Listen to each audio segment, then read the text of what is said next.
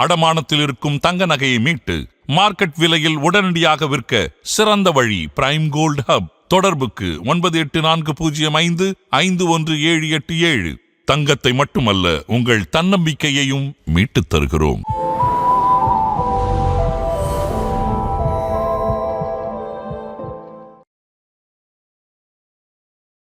What is the difference between hair serum and a hair oil? So ஒரு ஆயிலுக்கும் சீரம்க்கும் உள்ள பேசிக் டிஃபரன்ஸ் ஃபர்ஸ்ட் அந்த கன்சிஸ்டன்சி.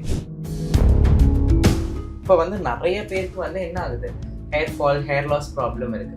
ஸோ அப்போ இந்த ஆயில் அந்த ஹேர் லாஸை போராட முடியல. சில பேருக்கு ஹேர் சீரம் வேணுமா வேண்டாமாங்கிறதே தெரியாது. சும்மா சோஷியல் மீடியாவில் காமிக்கிறாங்க அப்படி சொல்லி போட ஆரம்பிக்கிறாங்க. ஓகே, அது அப்படியே நான் செகண்ட் கொஸ்டினை அப்படியே கொண்டு போனோம்னா, கன்சிஸ்டண்டாக யூஸ் பண்ணுறாங்களான்னா இல்லை. ஒரு சீரம் போட்டு முடி வளரணும் அப்படின்னா மினிமம் 3 to 4 months ஆச்சும் எடுக்கும். மினிமம் ஒரு நல்ல க்ரோத் ஃபேஸ் வரைக்கும் கொண்டு போனோம்னா 7 to 8 months இருக்கும். அதுவும் மினாக்சிடில்லாம் சில பேர் 5 வேளை போடுவாங்க. சம்டைம்ஸ் சில பேர் இப்படி எடுத்து இப்படி ஊற்றுவாங்க, எண்ணெய் தேய்க்கிற மாதிரி தேய்ப்பாங்க, which is absolutely wrong. புரியுதா? that is not at all to be encouraged. Any doctors will never encourage this. ஒரு சீரம் ஒன்று யூஸ் பண்ணுறீங்கன்னா அதோட டோசேஜ் தெரியாமல் யூஸ் பண்ணுங்க. இது எண்ணெய் கிடையாது, இது நார்மல் எண்ணெய் கிடையாது, சும்மா எடுத்து அப்ளை பண்ணுங்க. இது ஒரு சீரம், இதை ப்ராப்பராக யூஸ் பண்ணுங்க. அதிகமாக யூஸ் பண்ணும்போது கண்டிப்பாக ஸ்கேல்ப் இரிட்டேஷன் வரும், சம்டைம்ஸ் எக்ஸசிவ் ஷெட்டிங் கூட வரும்.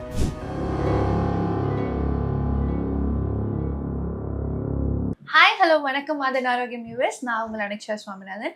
இன்னைக்கு நம்மளோட சேனலில் எந்த டாபிக் பற்றி பேச போகிறோம் அப்படின்னா hair serums. First of all, hair சீரம்ஸ்னால் என்ன, இது யார் யூஸ் பண்ணணும் அண்ட் இதை எப்படி யூஸ் பண்ணணும் அப்படின்ற நிறைய கொஷின்ஸ் பற்றி தான் இந்த வீடியோ ஃபுல்லாக நம்ம டிஸ்கஸ் பண்ண போகிறோம். அண்ட் இதை பற்றி பேசுறதுக்கு யார் வந்திருக்காங்க அப்படின்னா கிளினிக்கல் காஸ்மெட்டாலஜிஸ்ட் அண்ட் ட்ரைகாலஜிஸ்டான டாக்டர் நிவேதன் நம்மளோட ஜாயின் பண்ணியிருக்காங்க. So welcome sir. ஹலோ, எப்படி சார்? I'm fine sir. எப்படி இருக்கீங்க? தேங்க்யூ, நானும் நல்லா இருக்கேன். ஸோ இப்போ இந்த ஹேர் சீரம்ஸ்ன்னு எடுத்துக்கிட்டோம்னா, இன்னைக்கு எப்படி ஹேர் ஆயில் எல்லார் வீட்லயும் ரொம்ப காமனா பார்க்கலாமோ, அதே மாதிரி ஹேர் சீரம்ஸும் இன்னைக்கு ரொம்ப காமன் ஆயிட்டு இருக்கு. So first of all, hair சீரம்ஸ்னா என்ன? அது ஒரு லிக்விட். ஓகே, அது அதுல மெடிக்கல் ஃபார்முலேட்டட் நிறைய விஷயங்கள் இருக்கும், which will take care of the hair health and also the scalp health. அப்போ ஒரு ஹேர் சீரம் க்ரோத்துக்கு யூஸ் பண்ணலாம், அப்புறமா இந்த ஃப்ரிஸி ஹேர் கண்ட்ரோல் பண்றதுக்கு யூஸ் பண்ணலாம். Basically serum is a form of a liquid with loaded amount of nourishmental factors. இதுதான் serum. So what is the difference between a hair serum and a hair oil? So ஒரு ஆயிலுக்கும் சீரம்க்கும் உள்ள basic difference first அந்த consistency. ஆயிலுங்கிறது ஒரு மாதிரி பிசுப்பா இருக்கும். Serums நல்ல மெல்லிசா வாட்டர் இது ஃப்ளோவபிள்ல இருக்கும். ஸோ இது பேஷண்ட்ஸோ இல்லை மக்களும் என்ன பண்ணுவாங்கன்னா அதை போட்டுட்டு அப்படியே லைட்டாக காய விட்டு அப்படியே போயிடுவாங்க. ஸோ தட் அவங்களுக்கு அந்த நரிஷ்மெண்ட்டும் கிடைக்கும், அதில் அவங்களுக்கு அந்த எண்ணெய் வச்ச ஃபீலும் இருக்காது பெருசா.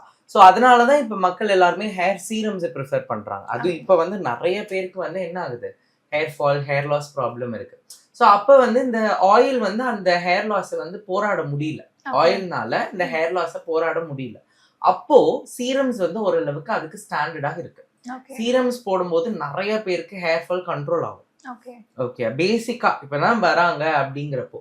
அப்போ ஹேர் ஆயில் போடும்போது அவங்களுக்கு சம்டைம்ஸ் ஃபால் ஆகுறது நோட் பண்ணலாம். சில பேருக்கு ஹேர் ஆயில் செட்டே ஆகாது. அண்ட் மோரோவர் அது ஆயில் போட்டால் ஒரு மாதிரி தலையெல்லாம் அப்படியே ஒரு மாதிரி அமுங்கி, ஆல்ரெடி டென்ஸ் கம்மியாக இருக்கும், ஆயில் போட்டால் இன்னுமே டென்ஸ் கம்மியாகும்னு சொல்லிட்டு அவங்க ஃபீல் பண்ணுவாங்க. ஸோ பேசிக் டிஃப்ரென்ஸ் இஸ் ஆயிலில் அண்ட் ஆயில் பார்த்தீங்கன்னா லாட் ஆஃப் நேச்சுரல் இன்க்ரீடியன்ஸ் வச்சு தான் ஆயில்ஸ் எடுக்கிறது. இப்போ தேங்காய் எண்ணெய் வச்சு, ஆமணக்கு எண்ணெய் வச்சு, இந்த மாதிரியான எண்ணெய்கள் வச்சு தான் ஒரு காம்பினேஷன் பண்ணி அதை எடுக்கிறது. சீரம் அப்படி கிடையாது, ஃபார்முலேட்டடே ஒரு லிக்விட் இதுல இருந்து தான் எடுப்பாங்க. சோ as I said, இன்னைக்கு எல்லார் வீட்லயும் அப்படி ஹேர் ஆயில் இருக்குது, அதே மாதிரி ஹேர் சீரம் கண்டிப்பா.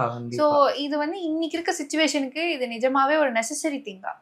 predominantly yes. ஓகே, நான் கம்ப்ளீட்டா இல்ல, அது டோட்டலி unnecessaryன்னு சொல்லி நம்ம குப்பையில போடுற ஒரு விஷயம் கிடையாது. predominantly yes. ஆனா அதுலயே நிறைய டைப்ஸ் ஆஃப் சீரம்ஸ் இருக்கு, with so much of components இருக்கு. ஹேர் சீரம் அப்படின்னு எடுத்துட்டாலே எல்லாருமே ஃபர்ஸ்ட் சொல்றது இந்த மினாக்சிடில். ஓகே, எனக்கு நான் மினாக்சில் போடணுமா, மினாக்சிடில், ஏன்னா அது ஒரு சீரம் பேஸ் தான். இப்போ 95% ஆஃப் த ஹேர் பேஷண்ட்ஸ் வந்து கண்டிப்பா மினாக்சில் யூஸ் பண்ண தான் செய்வாங்க, இன்க்ளூடிங் மைசெல்ஃப். ஓகே, ஆனா வந்து அது அவங்களுக்கு ஒரு பயம், நம்ம அதை எடுக்கணுமா அதை எடுத்தா அது மாதிரி ப்ராப்ளம் வருமா. ஸோ என்ன மாதிரி ப்ராப்ளம்க்கு அவங்க யூஸ் பண்றாங்கிறத பொறுத்து தான் அது அவங்களுக்கு எவ்வளோ எஃபிஷியண்டா இருக்கு அப்படின்னு. சில பேர்லாம் வந்து இந்த ஹேர் ட்ரைனஸ்க்கு வந்து இந்த சீரம் யூஸ் பண்ணுவாங்க. ஸோ அவங்களுக்குலாம் அது ரொம்பவே யூஸ்ஃபுல்லா இருக்கும். ஸோ அதை நம்ம கம்ப்ளீட்டா வந்து இது வேண்டாம் அப்படின்னு சொல்ல முடியாது. ஸோ சின்ஸ் நம்ம மாடர்ன் டேஸ் டெவலப் ஆக இந்த மாதிரி மாடர்ன் விஷயங்களும் டெவலப் ஆகும். ஸோ ஹேர் ஆயில் அப்படின்னு எடுத்துக்கிட்டோம்னா இது வந்து நம்ம ஸ்கேல்ப்புக்கு யூஸ் பண்ணக்கூடாது, நம்மளோட ஹேர் லென்த்துக்கு தான் யூஸ் பண்ணணும்னு சொல்லி கேள்விப்பட்டிருக்கேன். இது ஹேர் ஆயில். ஆமா, ஹேர் ஆயில். சோ லைக்வைஸ் இப்ப நம்ம ஹேர் சீரம்ஸ் எடுத்துக்கிட்டோம்னா இது இப்படிதான் யூஸ் பண்ணணும். நிறைய பேர் இத ஸ்கேல்ப்க்கு யூஸ் பண்றாங்க, ஹேருக்கு யூஸ் பண்றாங்க. கண்டிப்பா. So what is the right way to use a hair serum? Actually எனக்கே இதுல ஒரு இது இருக்கு. ஹேர் சீரம்ங்கிறது நம்ம சொல்றதை விட ஸ்கேல்ப் சீரம்னு சொல்லலாம். நிறைய பேர் இப்ப ஃபார் எக்ஸாம்பிள் மினாக்சிடில் எடுத்துக்கோங்களேன். அண்ட் மினாக்சில் யாரும் போடக்கூடாது. அண்ட் மினாக்சிடில் ஒரு எக்ஸாம்பிளா தான் சொல்றேன். உடனே மினாக்சில்னு சொல்லி நீங்க போட ஆரம்பிச்சிடாதீங்க. அந்த டாக்டர்கிட்ட கேட்டுட்டு தான் போடணும்.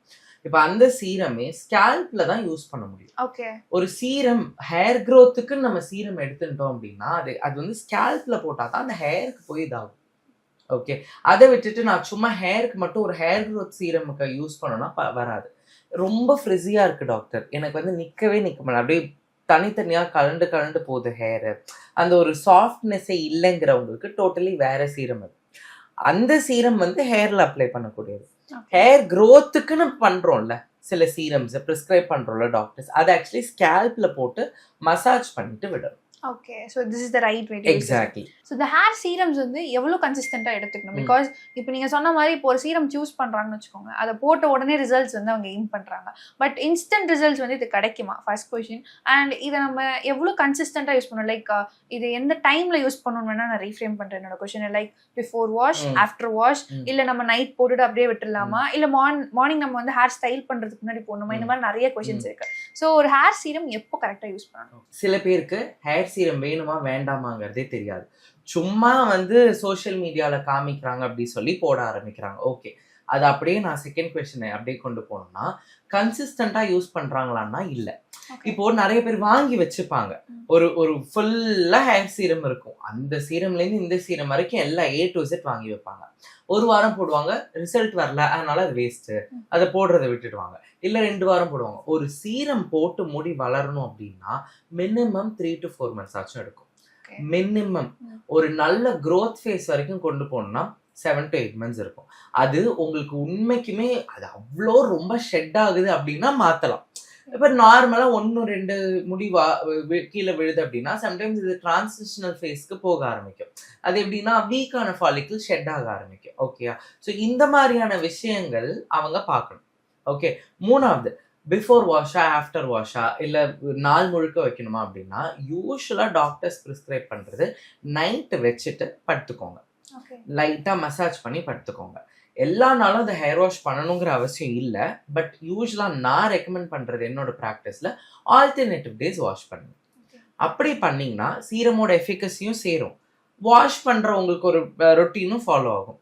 ஆனால் இந்த 3 கொஸ்டினில் ரொம்ப இம்பார்ட்டண்ட்டாக நீங்கள் கேட்ட கொஸ்டின்னு பார்த்தா கன்சிஸ்டன்சியை விட்டீங்கன்னா வேஸ்ட் தான்.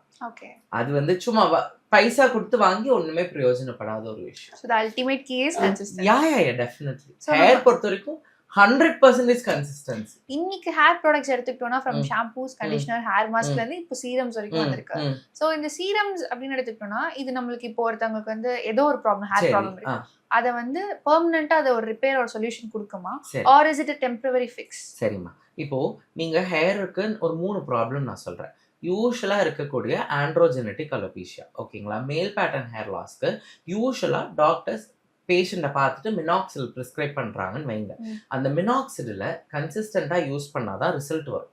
ஓகே, அப்போ அந்த மினாக்சிடில் எப்படி யூஸ் பண்ணணும், என்ன பெர்சன்டேஜ் யூஸ் பண்ணணும், எப்போ யூஸ் பண்ணணும், எத்தனை ml யூஸ் பண்ணணும், இது எல்லாமே ஃபேக்டர்ஸ் இருக்கு. ஓகே, இது வந்து ஒன் ஆஃப் த இது.